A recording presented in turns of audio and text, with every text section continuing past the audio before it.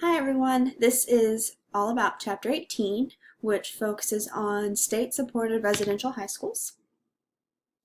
Just to start with, just to define exactly what state-supported residential high schools consist of, is it's kind of a response to the fact that typical high schools are unable to provide diverse, in-depth curriculum to highly gifted students, and the reality is most high schools have just only the time, the resources, and the ability to have gifted students meet together with a like population only in either small hourly settings, just 1 to 2 classes per week. And I know that kind of matches what I experienced in high school, as I would have, I think every year would be 1 or 2 gifted classes, and the rest would just kind of be a mix of types of students, unless it was an AP-based class or an honors-based class. So these schools came up as a response to this in a way. And the mission of these schools is to provide appropriate education. And that word appropriate just seems to come up a lot in this reading. But the mission of these schools is to provide appropriate education to the most talented students who have a need to interact with students of similar ability. The characteristic of the target schools that many of these students try to look for, or schools try to look for in students, is they have a capability of mastering the content, and it's usually basic level content in a high school setting, in much less time than their peers. And they have an ability to engage in complex processes at high levels of abstraction. And again, it goes back to reiterate that the purpose of residential high schools is to accelerate and enrich learning experiences. They support and encourage independent study. There's a big focus on individualization of content and having students analyze material at a deeper, more involved level rather than just sometimes the basic overview that you get in high school classes. There's a big focus on community service and service learning as a way to establish the students outside of the classroom and put some emphasis on student ownership. There's also increased extracurricular elements, and overall it just seeks to provide valuable and balanced learning experiences.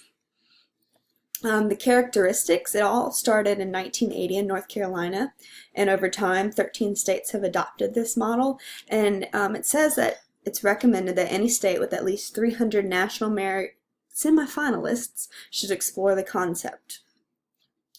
The generalization is that students are usually admitted during 11th grade, so it's like a 2-year program, and the goal is to mirror, this is the big goal in terms of demographics of the students, is it's to mirror the demographic profile of the state, and we'll touch a little bit more on that later on. But there's a combination of entrance requirements. Of course, they need to have strong SAT, ACT, PSAT scores, high academic grades. They'll need teacher recommendations, writing samples, portfolios, and artwork. It kind of reminded me of the college admissions program in a way. What is kind of unique about the faculty is the element that it's a lot of highly qualified, advanced degree holding teachers of the content. And one thing that stuck out to me is the frequent traveling visiting scholar program. So you'd have a bunch of teachers from around the state, from other colleges around, that would come and just teach for a limited amount of time and then move on. And one of the big elements of this state-supported residential high school is that teachers who come in from visiting schools and teach for a little bit can take their ideas and their training and bring them back to their school. So it's saying as it's more of an outreach. For the facilities, students live on site, hence, the residential part. And a lot of times it's in modified hospitals, vacant schools. They just take, depending on the area in the school, take what they have, their resources, and turn it into these facilities. A lot of them use portions of college campuses. The curriculum, for most of them, is a heavy emphasis on math and science. They usually advance rapidly through high-level coursework, and one of the big features that it pushes is that students are able to get college credit at the same time, and they usually graduate with a year or more college credit in these content areas, so that when they do get to the college level, that they're more specialized and know exactly what they want. Most of their core classes are done. There is also a variety of assessment options, with a focus on problem-based learning and situational experience learning. So they're really trying to take these gifted students who have strengths and creativity and thinking outside of the box and placing them in an environment where they can really actually thrive. The benefits of state-supported residential high schools, I was a little bit skeptical of this when I first read it, but it kind of, I see where it makes sense and it holds credibility. And again, students are appropriately challenged. There's that word appropriately again. And the individualized education focuses on opportunities with mentorships, pairing students with, especially if it's on a college campus, with professors and research opportunities and internships. It's taught by experts in their field. It's an energizing and inspiring environment because you have like-minded students all put together. And, of course, everybody's favorite, earn college credit and saving both time and money. State-level benefits. Teachers and instructors are often visiting scholars and are there for a short period of time, returning to home schools with ideas, with their own individualized ideas. And it kind of spreads, the idea is that it spreads this non-traditional teaching out into the state, which benefits it. There are also distance learning opportunities, and some schools offer online courses that are open to even students who are not enrolled, and they usually are more of the foreign language courses or humanities-based courses. And there's also opportunities for digital field trips. That's what was listed. And one of the biggest things is they would have frequent open houses or workshops where they would invite teachers to show them new ideas and strategies to incorporate. The quote that I think summarized the entire reading is, "The curriculum of special residential high schools is characterized by its appropriateness to the education of gifted students." So again, it's that appropriateness. It's just rehashed multiple times. The issues concerning state-supported residential high schools, and the way the article or the chapter set it up is it would give the concern and then the solution or rebuttal to the concern. So one of the biggest ones is a fear of a brain drain by removing top-performing students. And when they say brain drain, they're thinking more of, okay, if you take away from a particular school or community our top-performing students, well then what do we have? And it's just this concern of removing those high performers. But the article or the chapter kind of stated that that was really improbable because students are supposed to be selected at a state level, not a community level. So the probability of one particular area getting hit so hard and removing everything shouldn't happen.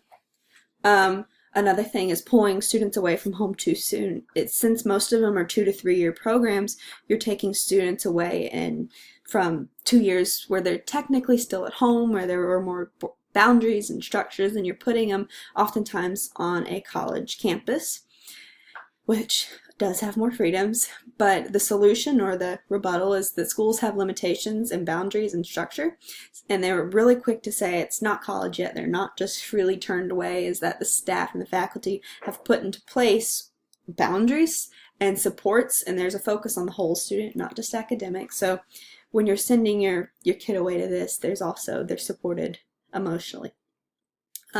There's also a fear that placing gifted students together creates a feeling of superiority and isolation.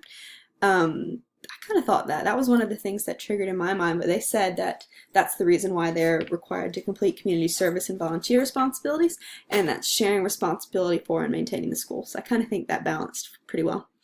The composition of the student body. Now this is a big issue solution that I don't think is quite resolved, and I don't exactly know if there's a solution, but it's important to think about, is that they say that the composition of the student body is a selection based on quotas. There's also a big emphasis on making sure you have the balance of a student body, making sure you don't have more demographical representation in one area. And this is where it gets iffy, is it says, as a response to that, school post clear admission requirements. Well, that's kind of by school. And another one is that it seems that there tends to be an overrepresentation or underrepresentation of certain demographics, kind of dependent on the area. So I think of all of the concerns, this is the most credible in terms of equitability and who gets to attend and how and why. And it's just one of those tricky educational subjects that I would be interested to see actual concrete solutions for. And then to sum it all up, determinants for defining success and impact is the high number of graduates remaining in state to attend college. So it's again that, okay, if we put emphasis at the state level, then this brain power and this giftedness can stay in the state and generate success that way. The level of scope and influence in the state amongst teachers, meaning the teachability moments and the experience that can happen with outreach and workshops. The number of merit scholars, it's usually a pretty high number, which is an indicator for success, and the actual amount of scholarships and recognition in a graduating class, and the involvement in national-based honors programs. So determining success, and one of the biggest things in the big picture takeaway that I think the chapter wanted to point out is that it doesn't just benefit the students that attend the school. There can be a state give back and turnaround and just general boost. And so what I did is I was curious to see if Georgia had any of these, and the first one that popped up was the Governor's Honor Program, and I just know from my high school experience that that was typically like juniors and seniors, and it was for the summer. It would be a residential program like this, but it was just for the summer. But I was surprised to find that there is a state-supported residential high school. It's called the Georgia Academy, and their campus is on the Middle Georgia State University. And I just went through here a little bit, and it's the Georgia Academy of Arts, Mathematics, Engineering, and Science, formerly known as GAMES. And it's again that same 2-year program, and it followed pretty much the clear outlines that were given into this reading. Students reside on the campus. They enroll up to 15 hours, and it's paid for. Their actual tuition is paid for the Georgia Student Finance Commission. However, housing costs are paid by the student family. And then the admission requirements. Surprised that Georgia had one, and kind of excited in a little bit of a way. And it has a whole bunch just of different information that really aligns to what was said in the article. So, to sum it all up, the two discussion questions are: what do you think most of these schools focus mostly on? Why do you think most of these schools focus mostly on math and science? Do you think additional areas of emphasis need to be added? If so, what do you recommend? And describe your stance on state-supported residential high schools. What areas of praise and concern do you have for this model?